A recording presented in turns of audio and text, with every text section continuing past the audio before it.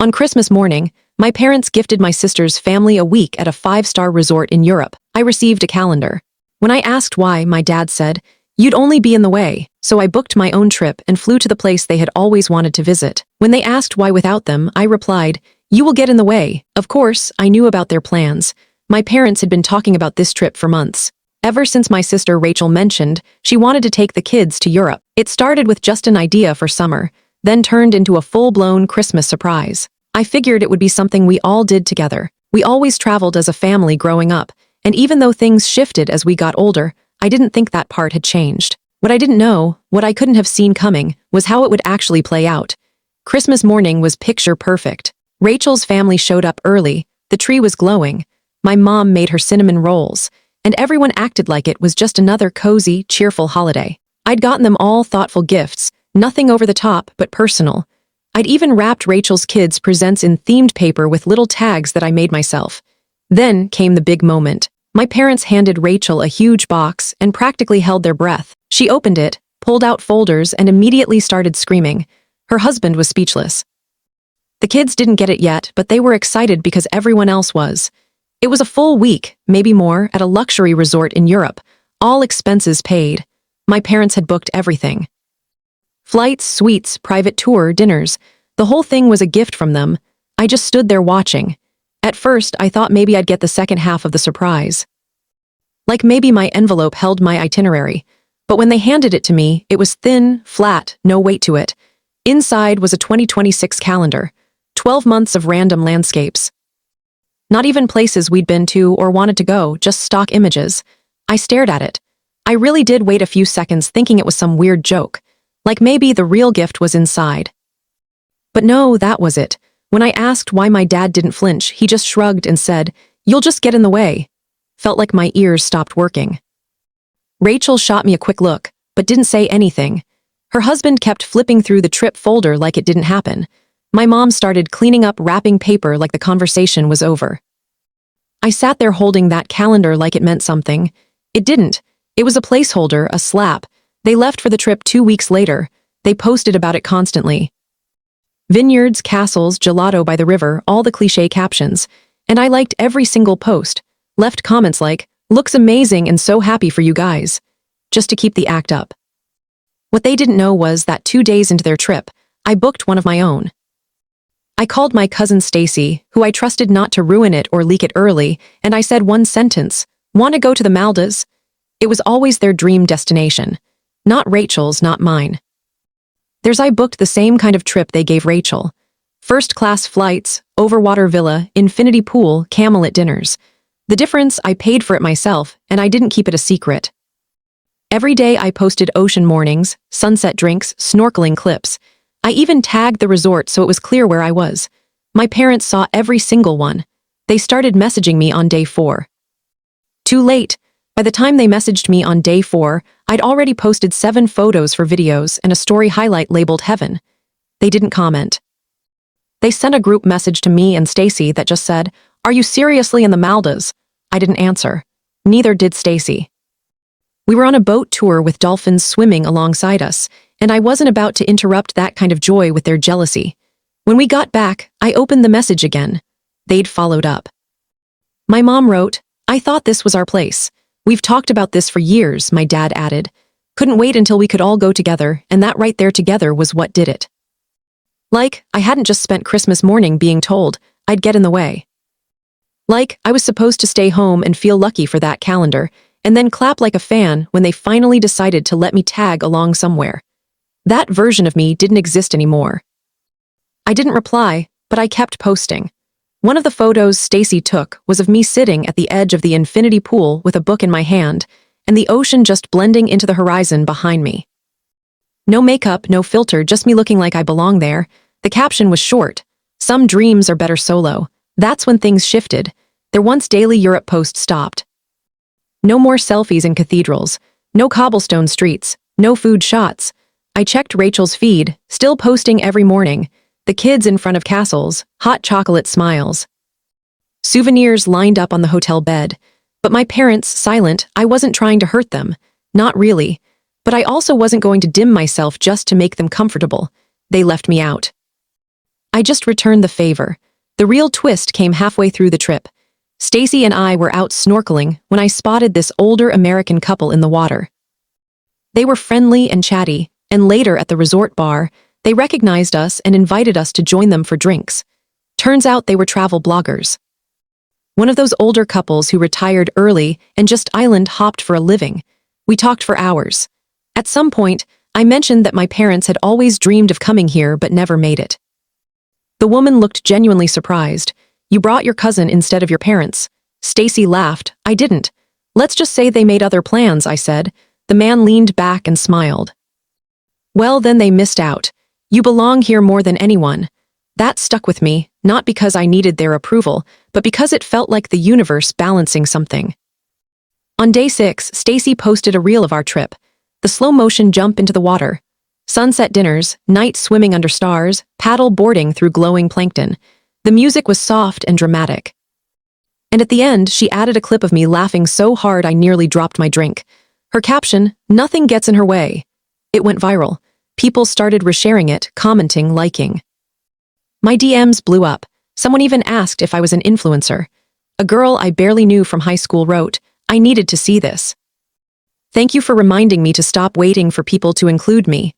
I pinned that comment too, and that's when my dad finally called. Not a text, a call, no hello, no warm-up, just straight to it. "Why would you go there without us?" I didn't hesitate. I repeated the exact words he'd said to me on Christmas morning. "You'll just get in the way," and I hung up. He called again. I let it ring. Stacy raised an eyebrow but didn't ask. He knew. She'd seen the way they treated me, not just on Christmas but before that too, the small digs. The way Rachel's life was always on a pedestal, and mine was the fallback plan. That call wasn't the end of it. It was the beginning. By the time we flew home, I knew the real battle hadn't even started yet. My parents were petty. I knew that well. But this time they were embarrassed too. And when people like them feel embarrassed, they don't let it go. We landed early Sunday morning, jet-lagged but glowing. Stacy looked at me and said, "You ready?" I laughed. I knew what she meant. The trip was over, but the fallout was just beginning. My mom was supposed to pick me up from the airport. She deconfirmed it before I left.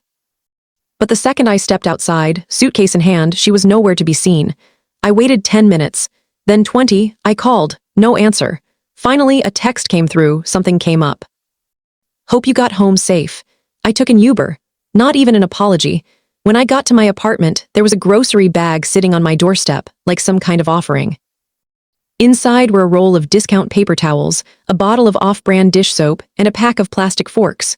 No note, no message, just that. I stood there for a second, then laughed. It was such a perfect little message. You were gone, we noticed, but not enough to actually care. I left the bag outside. 3 days passed before I heard from either of them again. On Wednesday, I was working from home when there was a knock at the door. My mom stood there with no warning, holding a plastic container of beef stew like this was a normal visit. "I was in the neighborhood," she said. She lives 25 minutes away. She walked in without asking, looked around like she was checking for damage, then sat down like this was a mother-daughter catch-up. "You didn't tell us you were going to the Maldives." I didn't pretend. I looked her straight in the eye. "You didn't tell me I wasn't invited to Europe." She said something about how the trip was for Rachel's family, about how I'm independent, how I don't need them the same way. She tried to make it sound like a compliment, like I should be proud of being left behind. Then she said, "You could have waited. We always said we'd go together." I almost laughed. Waited for what? Their permission. I didn't fight. I didn't explain. She left the stew on the counter and walked out 5 minutes later, her smile tight, like she was holding her pride together. But I knew it had started. The real trip wasn't the Maldives. This was the war. The next week, Rachel invited me over for a casual dinner. I debated it, but I went. I showed up in a new outfit from the trip, subtle tan, hair still sun-bleached from the island. Stacy had joked that I looked like peace itself. Rachel opened the door and hugged me like everything was fine. But I saw it the moment I stepped into the living room. Centered on the mantel was a framed photo of my parents standing in front of a European cathedral, arms around Rachel and her husband, all of them grinning. Next to it sat a ceramic music box with Vienna painted in gold cursive. The caption read, "A family memory." I smiled. Dinner was quiet. My parents were there. They said hello like we were strangers at a wedding. Halfway through, Rachel's husband mentioned the Maldives, just a passing comment. "Oh yeah, Mary had a pretty amazing trip too, right?" My mom didn't look up. "We saw, that was it." A lot said with nothing. The next week, I bought my dad a high-end speaker system for his birthday, something he'd pointed out months earlier while browsing online. I wrapped it and dropped it off myself. 2 days later, he posted a photo of a completely different speaker, a cheap one from a discount store. The caption read, "Thanks to my favorite daughter for the birthday surprise." "Works perfectly." He tagged Rachel. No mention of mine, not even a thank you message. I screenshotted it. I didn't say a word, but the message was loud and clear, so I started playing the same game. When my mom posted a photo of a flower arrangement Rachel surprised her with, I sent a bigger bouquet the next day. No card, just delivered, receipt attached. When Rachel's kid won a spelling bee, and they posted about how proud the grandparents were, I posted an old photo of me in my college cap and gown. Caption, "Always proud of how far I've come, even if nobody noticed." Petty, maybe, but I wasn't the one who started keeping score. They unfollowed me a week later. My own parents didn't block me, that would have been too obvious. They just quietly removed me and pretended it was nothing. Stacy noticed first. "Wow," she said. They really went full high school. It didn't end there. Rachel joined in quietly. One day she posted a throwback photo of the whole family at Yellowstone, cropped me out completely. Literally cut from the edge of the frame. Caption, "Wouldn't trade these memories for the world." I didn't comment. I didn't flinch. I just posted a video of me and Stacy swimming with sea turtles. No caption, no tags, just ocean sounds and laughter. The war wasn't loud. It was quiet, petty, precise. By week 3, it had a rhythm. Silent strikes, polished smiles, everyone pretending to be civil while slowly twisting the knife. But what they didn't expect was that other people started noticing too. It started small. My aunt called me out of nowhere. We're not close, so it surprised me. She said she'd seen my Maldives posts and thought they were beautiful. Then she paused. "I didn't realize you weren't on the Europe trip. That seemed strange." I didn't say much. I let the silence answer for me. A few days later, a family friend from church commented on one of my photos. "Always admired how you built your own life. Takes guts." That same day, my dad posted a photo from a barbecue. Caption, "Nothing better than family." I wasn't in it. Around then, my cousin Daniel started messaging me. We weren't close growing up, but he'd clearly been watching everything unfold. He admitted the favoritism had always bothered him and ended with, "If you ever want to get out of town again, I've got a connection in Sedona. Just say the word." 2 weeks later, we were hiking through Red Rock Canyons at sunrise, taking photos that looked like another planet. I tagged the resort. He tagged me. Rachel viewed every single story. That's when things shifted. She showed up at my apartment. One text beforehand, "Can we talk? No parents." I said yes out of curiosity, not kindness. She came alone with 2 iced coffees, handed me one like nothing had happened. Then she apologized, not for what they did, but for how obvious it had become. "I didn't know they gave you a calendar," she said. "I thought you just didn't want to go." I told her what Dad had said, the part about me getting in the way. Her face changed. She didn't defend him. She just stared at the floor. "They've always needed someone to feel superior to," she said quietly. "It was easier when you didn't push back." That hit harder than I expected. She told me they were spiraling over how much attention I was getting. That my mom even asked her to tag them more in happy family posts to make it look normal. They were jealous, annoyed, scrambling, without actually admitting what they'd done. Then she said something that shocked me. "They think you're trying to replace them." I blinked. "They think you're trying to be the new favorite with everyone."